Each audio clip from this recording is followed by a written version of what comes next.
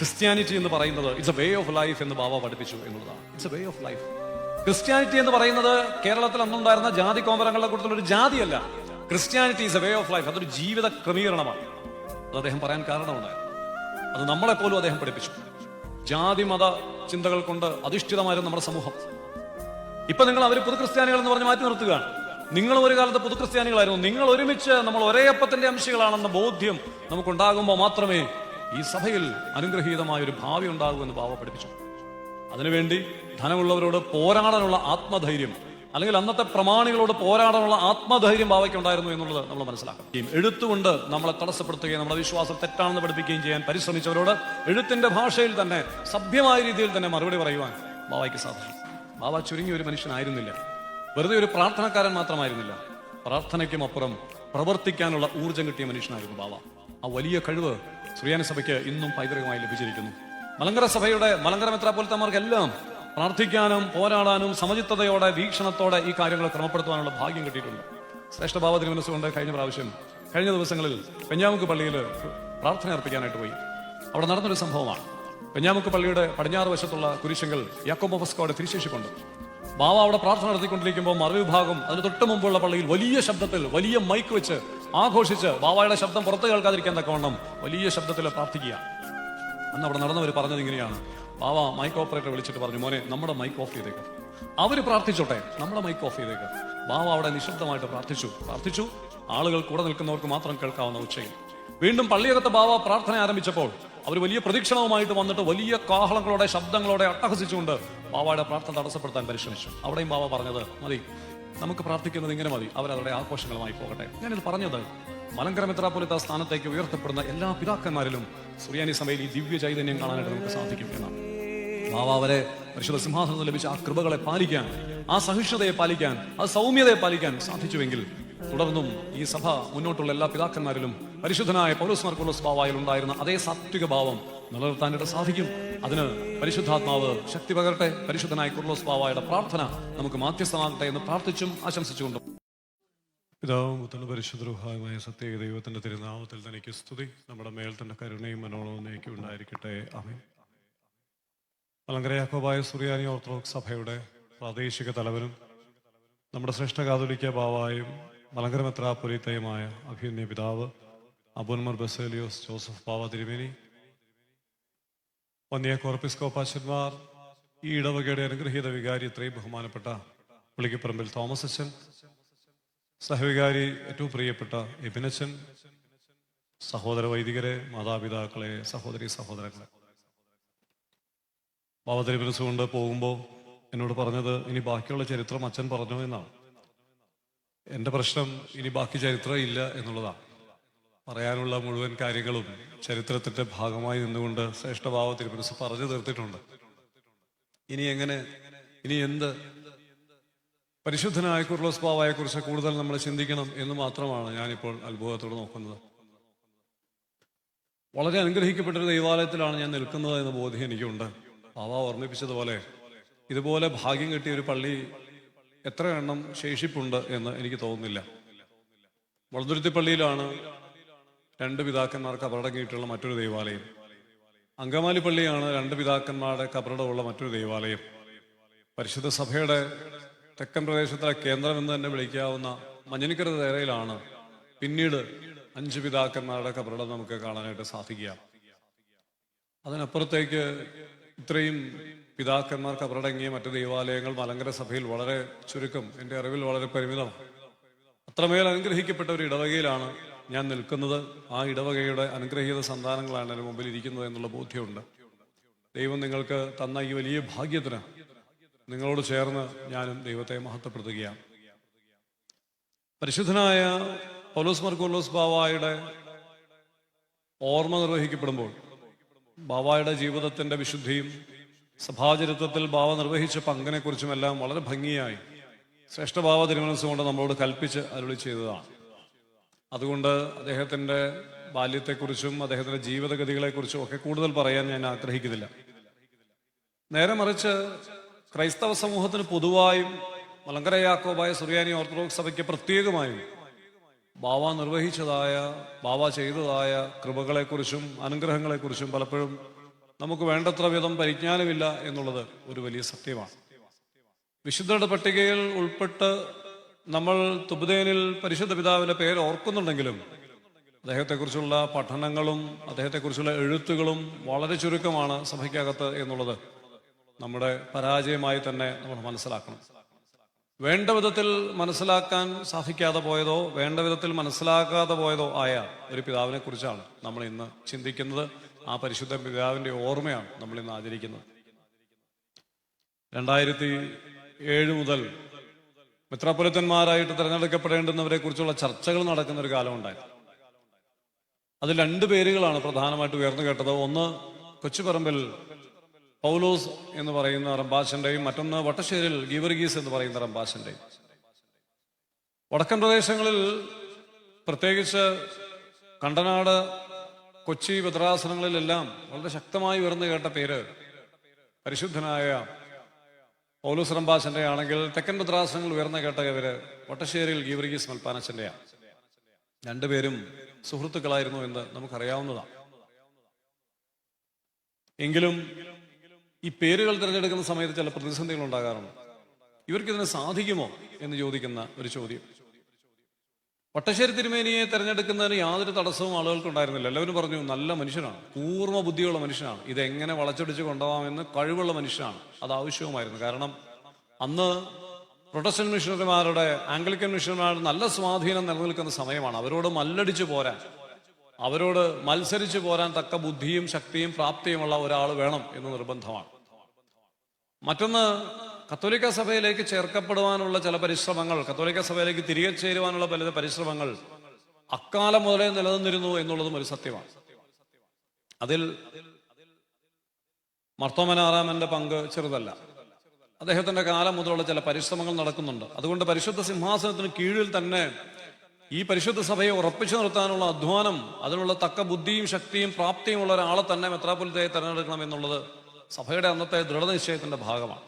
അതിൽ വട്ടശ്ശേരി തിരുമേനി വളരെ കൃത്യമായുള്ള മനുഷ്യനായിരുന്നു എന്നാണ്. അപ്പോൾ കുർലോസ് തിരുമേനിക്ക് എന്താണ് പ്രശ്നം? ആളുകൾ പറഞ്ഞു, പൗലോസ് റമ്പാച്ചൻ നല്ല മനുഷ്യനാണ്, എല്ലാം കൃത്യമായി ചെയ്യുന്ന വളരെ സാധുവായൊരു മനുഷ്യനാണ്. ഒരു മെത്രാസനൊക്കെ ആയിട്ട് ഭരിക്കാനുള്ള കഴിവ് അദ്ദേഹത്തിനുണ്ടോ എന്നറിയില്ല. പക്ഷെ ഒന്നറിയാം, അതിനെ ആകെ കൂടി അറിയാവുന്നത് പ്രാർത്ഥിക്കാൻ മാത്രമാണ്. ആ വാക്ക് നിങ്ങൾ ശ്രദ്ധിക്കണം. അങ്ങനെയാണെന്ന് പറഞ്ഞത്. അതിന് ആകെ കൂടി അറിയാവുന്നത് പ്രാർത്ഥിക്കാൻ മാത്രമാണ്. സ്നേഹമുള്ളവരെ, ഒരു മെത്രാപ്പൊലീത്തയ്ക്ക് ഉണ്ടാകേണ്ട സഹജമായ ഗുണം, ഒരു ഇടയശ്രേഷ്ഠൻ ഉണ്ടാകുന്ന സഹജമായ ഗുണം എന്ന് പറയുന്നത് പ്രാർത്ഥിക്കാനുള്ളൊരു കഴിവുണ്ട് എന്നുള്ളതാണ്.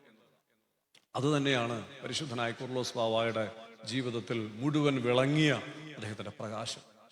അദ്ദേഹം വലിയ ഭരണ സാമർഥ്യമുള്ള മനുഷ്യനായിരുന്നില്ല. ആളുകളെ വരച്ചു വരയിൽ നിർത്താൻ കഴിവുള്ള ആളായിരുന്നില്ല. തന്റെ വാക്കുകൾ ട്വിസ്റ്റ് ചെയ്ത് സംസാരിക്കാൻ കഴിവുള്ള ആളായിരുന്നില്ല. ഇന്നത്തെ ഭാഷയിൽ പറഞ്ഞാൽ ഒരു ക്രൂക്കഡായ മനുഷ്യനായിരുന്നില്ല. അദ്ദേഹത്തിന് ആകെ അറിയാവുന്നത് പ്രാർത്ഥിക്കാനായിരുന്നു. അതുകൊണ്ടാണ് രാത്രിയുടെ യാമങ്ങളിൽ പഴയ സെമിനാരിൽ നിന്ന് ഇറക്കി വിട്ടപ്പോ എവിടെ പോകണമെന്നറിയാതെ കഷ്ടപ്പെട്ട 2 മനുഷ്യരായിരുന്നു ഒരുമിച്ചിറങ്ങിയത്. പരിശുദ്ധനായ സ്ലീബാ മർസ്താത്യോസ് ബാവായും പരിശുദ്ധനായ കുർലോസ് ബാവായും. 2 പേർക്കും അറിയില്ല ഇനി എങ്ങോട്ട് പോകണമെന്ന്. ചെന്നിരിക്കാൻ, കയറി കിടക്കാൻ ഒരു ഇടമില്ലാതെ വെറും അനാഥരായി ഇറക്കപ്പെട്ട 2 പിതാക്കന്മാരാണ്. ആ പിതാക്കന്മാരെ സ്വീകരിച്ച ഇടവകയാണിത്. അതുകൊണ്ടാണ് ഞാൻ ആദ്യമേ സൂചിപ്പിച്ചത്, നിങ്ങളുടെ ഭാഗ്യം വളരെ വലിയ ഭാഗ്യമാണ്. ചരിത്രത്തിലേക്ക് വീണ്ടും ആ കാര്യങ്ങൾ പറഞ്ഞ് അവസാനിപ്പിക്കാൻ ഞാൻ ആഗ്രഹിക്കുന്നില്ല. മറ്റൊരു വിഷയത്തിലേക്ക്, മറ്റൊരു ചിന്തയിലേക്ക് നിങ്ങളുടെ ചിന്തകളെ കൊണ്ടുവരാൻ ഞാൻ ആഗ്രഹിക്കുന്നു. ഞാൻ ഏറ്റവും ഭംഗിയായി പരിശുദ്ധനായ പൗലോസ് കുർലോസ് ബാവായെ അനുസ്മരിക്കാൻ ആഗ്രഹിക്കുന്നത് അദ്ദേഹം കേരള സമൂഹത്തിന് നൽകിയ സംഭാവനകൾ എന്താണ് എന്നുള്ള കാഴ്ചപ്പാടിൽ നിന്നുകൊണ്ടാണ്. നമുക്കറിയാം, സഭയ്ക്ക് അദ്ദേഹം നൽകിയ ഏറ്റവും വലിയ സംഭാവന പ്രാർത്ഥനയായിരുന്നു. ദൃഢമായി പ്രാർത്ഥിക്കുന്ന മനുഷ്യൻ. അധികാരങ്ങൾ തന്റെ മുമ്പാകെ ഒഴുകിപ്പോയപ്പോഴും അദ്ദേഹം പറഞ്ഞു, എനിക്കിതല്ല, പ്രാർത്ഥനയാണ് എൻ്റെ ജീവിതത്തിൽ ഏറ്റവും വലുത്. അതുകൊണ്ട് തന്നെയാണ്, പ്രാർത്ഥനയിൽ ചുരുങ്ങിപ്പോയത് കൊണ്ട് തന്നെയാണ്, പ്രാർത്ഥനയ്ക്കായി തന്റെ ജീവിതത്തെ ചുരുക്കിയത് കൊണ്ടാണ് ലോകത്തിന്റെ മുമ്പാകെ ഒരു എക്സ്പോഷർ കൊടുക്കാൻ ബാവായ്ക്ക് സാധിക്കാതെ പോയത്. ബാവ എപ്പോഴും ആഗ്രഹിച്ചത് പ്രാർത്ഥിച്ച് ദൈവ സാന്നിധ്യത്തിൽ ഇരിക്കുക എന്ന് തന്നെയാണ്. ബാവ ചുമതല ഏൽക്കുന്ന സമയത്ത് മലങ്കര സഭയുടെ സ്ഥിതി എന്ന് പറയുന്നത്, പ്രത്യേകിച്ച് ഇവിടുത്തെ സാമൂഹിക സ്ഥിതി എന്ന് പറയുന്നത് അതിഭയാനകമായ സാഹചര്യമാണ്. ജാതി ഇല്ല എന്ന് നമ്മൾ പറഞ്ഞാലും ജാതിയുടെയും മതത്തിന്റെയും കോമരം തുള്ളുന്ന കാലത്തിന്റെ മധ്യത്തിലാണ് ബാവ ജീവിക്കുന്നത്. വലിയ ജ്ഞാനിയായിരുന്നു ബാവ. ശ്രേഷ്ഠ ബാവ തിരുമനസ്സുകൊണ്ട് അത് ഓർമ്മിപ്പിച്ചു. വലിയ പണ്ഡിതൻ, വായിച്ചുള്ള അറിവുള്ള വലിയ ജ്ഞാനിയായ മനുഷ്യൻ. അതുകൊണ്ട് തന്നെ ലോകം മുന്നോട്ട് പോകണമെങ്കിൽ, ലോകഗതിയിൽ കേരള സമൂഹം മുന്നോട്ട് പോകണമെങ്കിൽ നല്ല വിദ്യാഭ്യാസമുള്ള ഒരു തലമുറ ഇവിടെ വാർത്തെടുക്കപ്പെടണമെന്ന് ബാവയ്ക്ക് നിർബന്ധമുണ്ടായിരുന്നു. അതുകൊണ്ട് തന്നെയാണ് ബാവ ചെന്ന ഇടങ്ങളിലെല്ലാം നല്ല സ്കൂളുകൾ സ്ഥാപിക്കാൻ, പ്രത്യേകിച്ച് അന്നത്തെ ഇംഗ്ലീഷ് മേധാവിത്വത്തോട് പൊരുതി നിൽക്കാൻ, അവരോട് ചേർന്ന് നിന്നുകൊണ്ട് സമൂഹത്തിൽ മുന്നേറണമെങ്കിൽ ഇംഗ്ലീഷ് വിദ്യാഭ്യാസം ആവശ്യമാണെന്ന് ബാവയ്ക്ക് വലിയ ആഗ്രഹം ഉണ്ടായിരുന്നു. ആ ആശയം ബാവയുടെ ഉള്ളിൽ വളരെ കാര്യമായി അങ്കുരിച്ചിരുന്നു. അതുകൊണ്ട് അദ്ദേഹം പ്രവർത്തിച്ച മേഖലകളിൽ നല്ല ഇംഗ്ലീഷ് വിദ്യാഭ്യാസമുള്ള സ്ഥലങ്ങൾ സ്ഥാപിക്കാൻ ബാവ ആഗ്രഹിച്ചു. വിദ്യ കൊണ്ട് മാത്രമേ മനുഷ്യൻ സ്വതന്ത്രരാകൂ എന്ന കാഴ്ചപ്പാട്. 1947 ഭാരതത്തിന് സ്വാതന്ത്ര്യം കിട്ടിയെങ്കിൽ ആ സ്വാതന്ത്ര്യം കിട്ടുന്നതിന്റെ പുറകിൽ ഉണ്ടായിരുന്ന ചേതോവികാരങ്ങളിൽ ഒന്ന് ഞങ്ങൾ സ്വതന്ത്രരാണെന്ന് ചിന്തിക്കാനുള്ള മനുഷ്യന്റെ ബോധം, നവോത്ഥാനം. ആ ബോധങ്ങളിലേക്ക് അന്നത്തെ കേരള സമൂഹത്തെ കൊണ്ടെത്തിക്കുവാൻ പരിശ്രമിച്ച ഏറ്റവും വലിയ സാമൂഹിക പരിഷ്കർത്താക്കളിൽ, വിദ്യാഭ്യാസ നിരീക്ഷകന്മാരിൽ ഒരാളായിരുന്നു പരിശുദ്ധനായിരിക്കുന്ന കൂർലോസ് ബാവ. പക്ഷെ നമ്മുടെ ചരിത്രത്തിലെങ്ങും അദ്ദേഹത്തെ അങ്ങനെ അവതരിപ്പിക്കാനുള്ള ശ്രമങ്ങൾ നടന്നിട്ടില്ല. നമ്മളെപ്പോഴും പ്രാർത്ഥിക്കുന്ന ഒരു പിതാവായിട്ട് അദ്ദേഹത്തെ ചുരുക്കുകയാണ്. അതുമാത്രമല്ല, അതിനപ്പുറത്തേക്കുള്ള അദ്ദേഹത്തെ പരിശ്രമങ്ങളെ കണ്ടെത്താൻ നമുക്ക് സാധിച്ചില്ല എന്നുള്ളത് നമ്മുടെ പരാജയമായിട്ട് മനസ്സിലാക്കണം. എറണാകുളം ജില്ലയില് വടവുകോട്, പിറവം, പുറ്റമണ്ണൂർ, ഊരക്കാട്, വെണ്ണിക്കുളം തുടങ്ങിയ ധാരാളം പ്രദേശങ്ങളിൽ അദ്ദേഹം വിദ്യാഭ്യാസ സ്ഥാപനങ്ങൾ, ഇംഗ്ലീഷ് വിദ്യാഭ്യാസ സ്ഥാപനങ്ങൾ സ്ഥാപിച്ചു. വെറുതെ കുറെ ആളുകൾക്ക് വിദ്യാഭ്യാസം കൊടുക്കുക എന്നതല്ല അദ്ദേഹത്തിന്റെ ലക്ഷ്യം. അതിനുമപ്പുറത്തേക്ക് ജാതി, വർണ്ണ, വർഗ വ്യത്യാസങ്ങൾക്കപ്പുറം എല്ലാവർക്കുമായിട്ട് വിദ്യാഭ്യാസം കൊടുക്കണം എന്നാണ് അദ്ദേഹം ആഗ്രഹിച്ചത്. പെൺകുഞ്ഞുങ്ങളെ പള്ളിയിൽ വിടാൻ, സ്കൂളുകളിൽ വിടാൻ സുറിയാനി ക്രിസ്ത്യാനികൾ പോലും മടിച്ചിരുന്ന കാലത്ത് ബാവ പറഞ്ഞു, നിങ്ങളുടെ പെൺകുഞ്ഞുങ്ങളെ സ്കൂളുകളിൽ വിടണം, അവരവിടെ പഠിക്കണം, അവർക്ക് വിദ്യ ലഭിക്കണം, ഒരു പ്രബുദ്ധരാകണം, സ്വന്തം കാലിൽ നിൽക്കാനുള്ള പ്രാപ്തി നിങ്ങളുടെ പെൺമക്കൾക്കും ലഭിക്കണമെന്ന് ചിന്തിക്കുകയും അതിനായിട്ട് സ്കൂളുകളിൽ പ്രമോഷൻ നടത്തുകയും അതിനായി കുഞ്ഞുങ്ങളെ സ്കൂളിൽ ചേർക്കാൻ പരിശ്രമിക്കുകയും ചെയ്ത പിതാവാണ് പരിശുദ്ധനായ കൂർലോസ് ബാവ.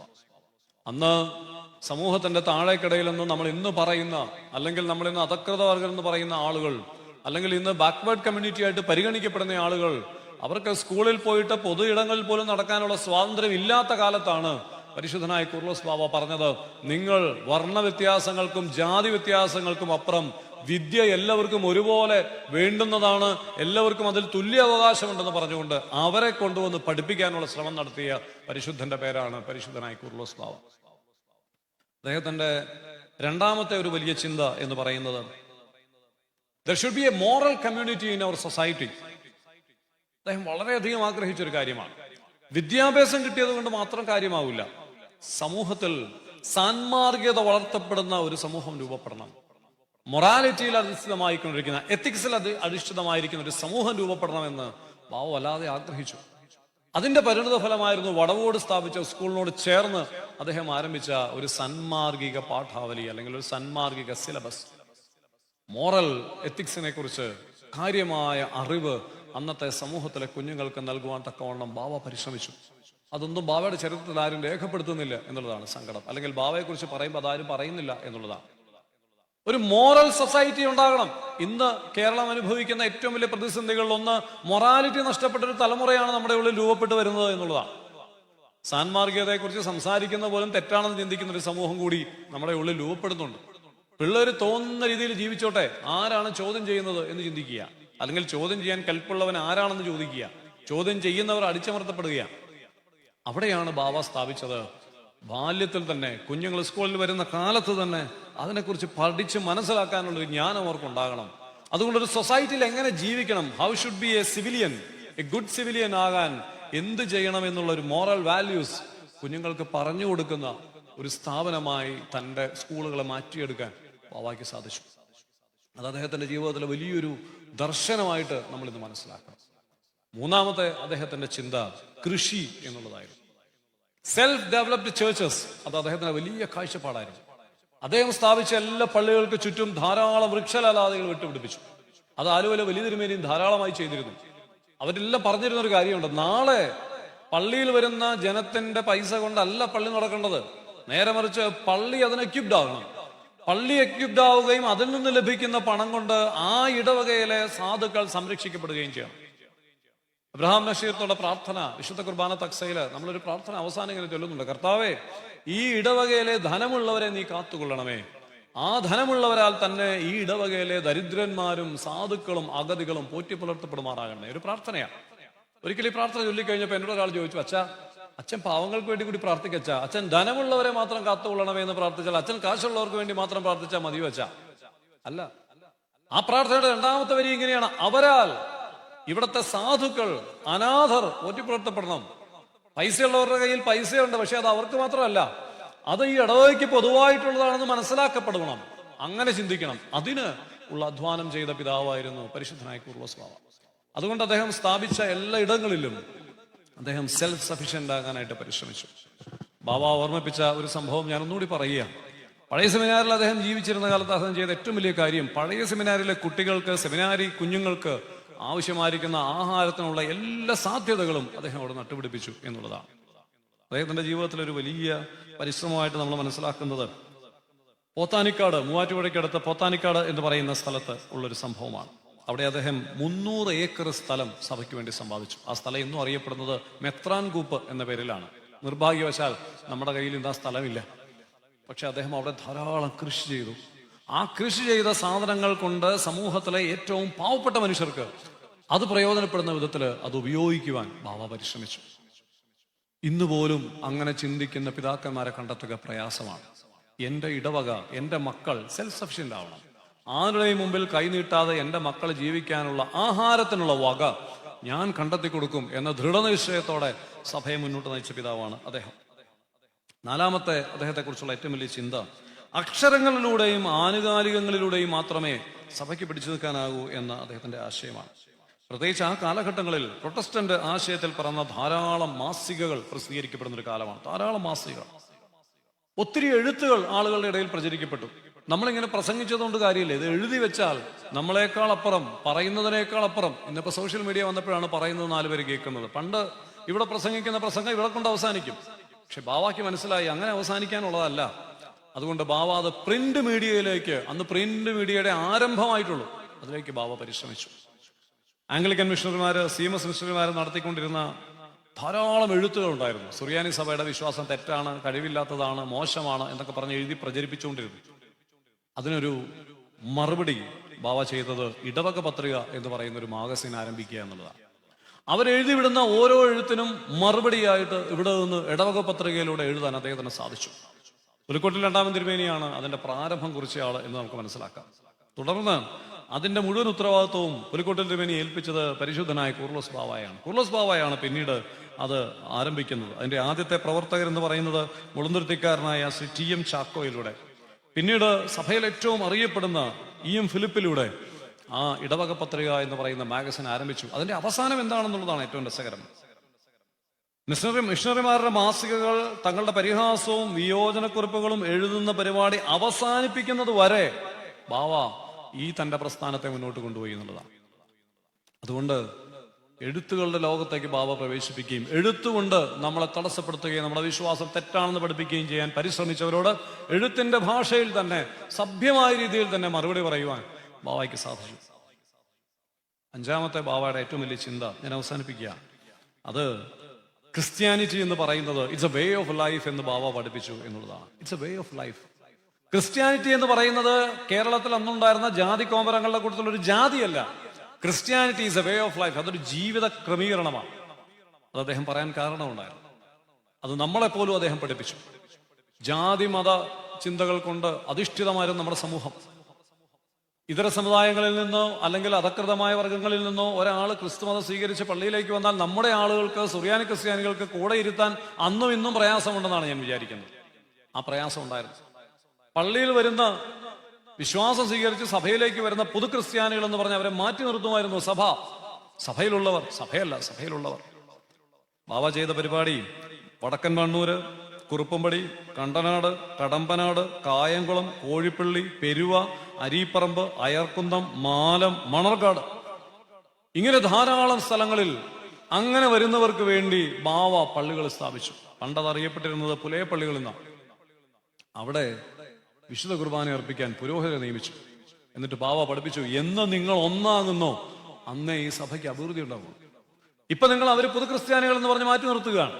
നിങ്ങൾ ഒരു കാലത്ത് പുതുക്രിസ്ത്യാനികളായിരുന്നു. നിങ്ങൾ ഒരുമിച്ച്, നമ്മൾ ഒരേ അപ്പത്തിന്റെ അംശികളാണെന്ന ബോധ്യം നമുക്കുണ്ടാകുമ്പോൾ മാത്രമേ ഈ സഭയിൽ അനുഗ്രഹീതമായ ഒരു ഭാവി ഉണ്ടാകൂ എന്ന് ബാവ പഠിപ്പിച്ചു. അതിനുവേണ്ടി ധനമുള്ളവരോട് പോരാടാനുള്ള ആത്മധൈര്യം, അല്ലെങ്കിൽ അന്നത്തെ പ്രമാണികളോട് പോരാടാനുള്ള ആത്മധൈര്യം ബാവയ്ക്ക് ഉണ്ടായിരുന്നു എന്നുള്ളത് നമ്മൾ മനസ്സിലാക്കണം. ബാവ വെറും ഒരു പ്രാർത്ഥനക്കാരൻ മാത്രമായിരുന്നില്ല, പോരാടിയ മനുഷ്യനായിരുന്നു. പോരാട്ടം സഭയ്ക്കുള്ളിലും പുറത്തും ഒരുപോലെ നിർവഹിക്കേണ്ടതായിട്ട് ബാവാക്ക് വന്നു. പ്രിയപ്പെട്ടവരെ, ഞാനൊരു വാക്കുകൾ അവസാനിപ്പിക്കട്ടെ. ബാവ ചുരുങ്ങിയ ഒരു മനുഷ്യനായിരുന്നില്ല, വെറുതെ ഒരു പ്രാർത്ഥനക്കാരൻ മാത്രമായിരുന്നില്ല. പ്രാർത്ഥനയ്ക്കും അപ്പുറം പ്രവർത്തിക്കാനുള്ള ഊർജം കിട്ടിയ മനുഷ്യനായിരുന്നു ബാവ. ആ വലിയ കഴിവ് സുറിയാനി സഭയ്ക്ക് ഇന്നും പൈതൃകമായി ലഭിച്ചിരിക്കുന്നു.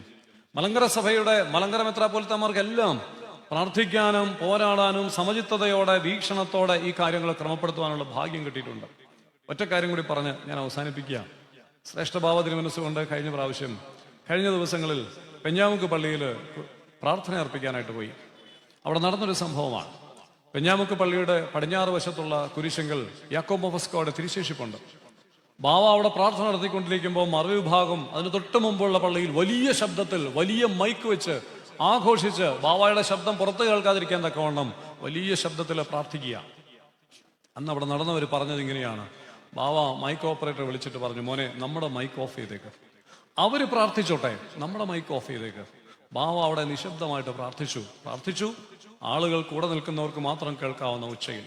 വീണ്ടും പള്ളിയകത്ത് ബാവ പ്രാർത്ഥന ആരംഭിച്ചപ്പോൾ അവർ വലിയ പ്രദക്ഷിണവുമായിട്ട് വന്നിട്ട് വലിയ കാഹളങ്ങളോടെ ശബ്ദങ്ങളോടെ അട്ടഹസിച്ചുകൊണ്ട് ബാവയുടെ പ്രാർത്ഥന തടസ്സപ്പെടുത്താൻ പരിശ്രമിച്ചു. അവിടെയും ബാവ പറഞ്ഞത്, മതി, നമുക്ക് പ്രാർത്ഥിക്കുന്നത് ഇങ്ങനെ മതി, അവരവരുടെ ആഘോഷങ്ങളുമായി പോകട്ടെ. ഞാനിത് പറഞ്ഞത് മലങ്കര മെത്രാപ്പോലിത്ത സ്ഥാനത്തേക്ക് ഉയർത്തപ്പെടുന്ന എല്ലാ പിതാക്കന്മാരിലും സുറിയാനി സഭയിൽ ഈ ദിവ്യ ചൈതന്യം കാണാനായിട്ട് നമുക്ക് സാധിക്കും എന്നാണ്.